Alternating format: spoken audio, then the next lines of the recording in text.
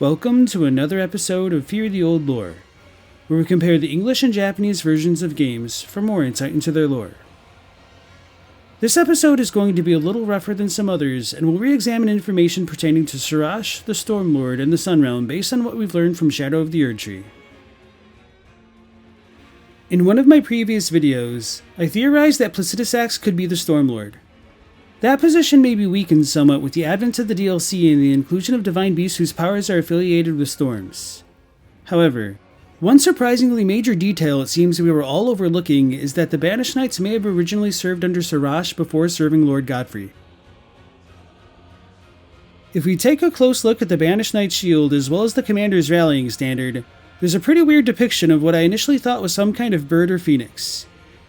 It turns out that despite looking as though these things have wings, flames, or feathers, they're actually depictions of Serosh.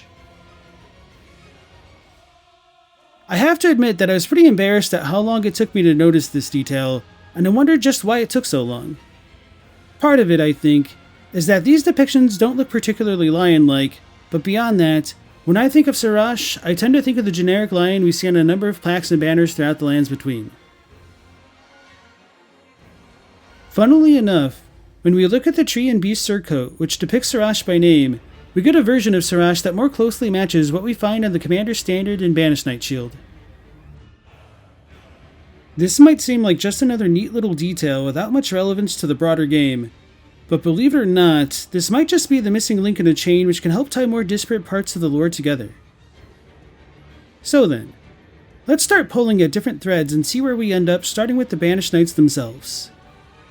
Say they really did serve under Serosh. So what?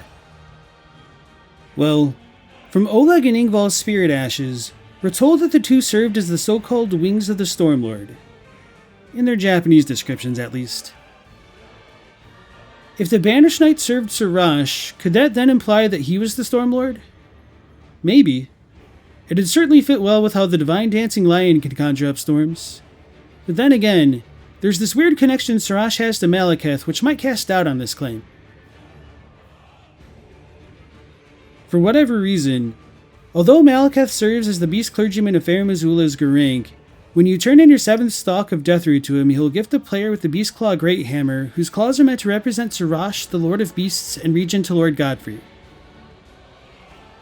Could that then imply if such a tool were in the hands of the beast clergyman of Farum Azula that the hammer would have religious significance in Farum Azula?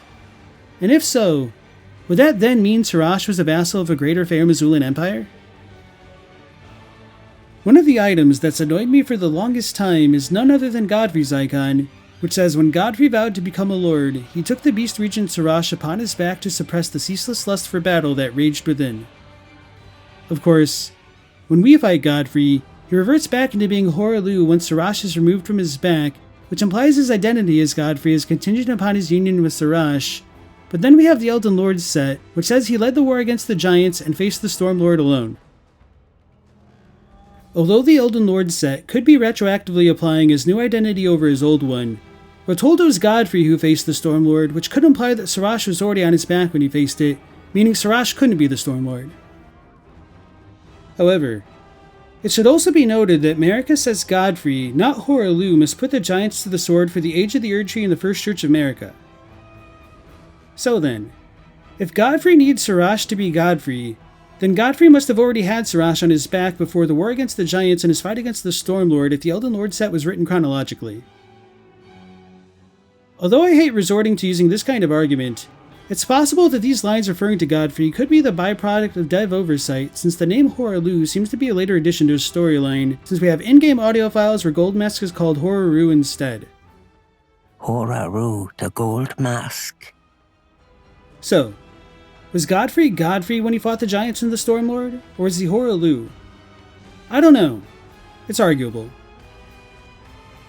Setting all that aside, let's look at some of the other implications of the Banished Knights serving under a Farum Azula-aligned Serosh.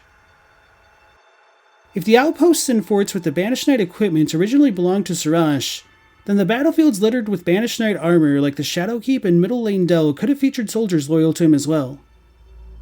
Of course, it doesn't help that we've got veteran generals like O'Neill participating in the Shattering and Oleg serving Morga, the Grace-Given Lord, but these battlefields could nonetheless be important remnants of a past when Godfrey and Serosh weren't aligned. More importantly, if it is true that the forts and outposts belong to Serosh, we might be able to draw a through line between Serosh, the Banished Knights, Farum, Azula, and the Sun Realm. It's been no secret for some time that the sun always shines on Farum Azula, and the undead beastmen of Farum Azula carry Sun Realm shields as well, but it was always a little unclear if Castle Sol was affiliated with Farum Azula or some unknown kingdom or lord in the past.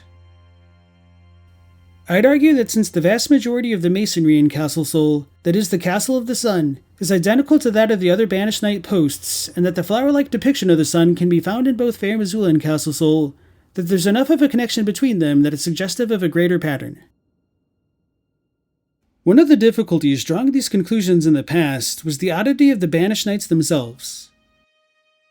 Despite having a dragon on their helmets, the fact that they were able to use dragon communion incantations implied that they ate the hearts of dragons. It was always unclear whether they should be understood as being pro-Godfrey and Marika and defending Farum Azula, or if they were like the random Crucible Knights ransacking it. Of course, one of the more annoying aspects of the revelations of the DLC comes in the form of trying to square whether or not Serosh, Placidusax, or Farum Azula had any involvement with the Horn Center in Irelim. Honestly, beyond the whole lion motif, we don't have much to work with. For what it's worth, there is a repeating pattern in the stones of Bellirat, Lindell, and Farum Azula that I endearingly call a Chloranthy design because of its use in Dark Souls, but it's likely derived from the Chrysanthemum Imperial Seal of Japan and is most likely used to represent royalty in FromSoft games. So while I'm confident in saying that places like Stormvale and the Fortified Manor may have originally been creations of Serosh, considering how much lion iconography they have, in addition to being visibly older than the other styles of buildings in the lands between, Bellirat, Inearlim, and the other Hornsent villages remain visually distinct enough that they could have been their own civilization. Now, I don't know if all this means that Serosh was definitively the Stormlord, or that it was merely the vassal of the Stormlord, or Farum Azula presided over the Sun Realm, but I wouldn't be surprised if the true storm that raged over Stormvale in the past could have been a reference to either Farum Azula or Serosh himself. What connection, then, the sun would have to the storm is anyone's guess. So while these connections aren't conclusive, and I wouldn't be surprised if we had another rando character like Mesmer show up to make a mess of things, I'm pretty confident they paint enough of a picture that they could easily fit into someone's headcanon. So then, do you guys think Serosh is the Stormlord, or is it someone else? Who?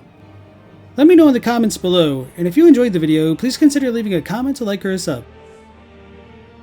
If you enjoy talking about lore, consider joining the Discord. The link is in the video description.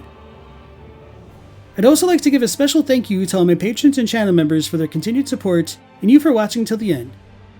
Until next time, take care, stay safe, and remember, fear the old lore.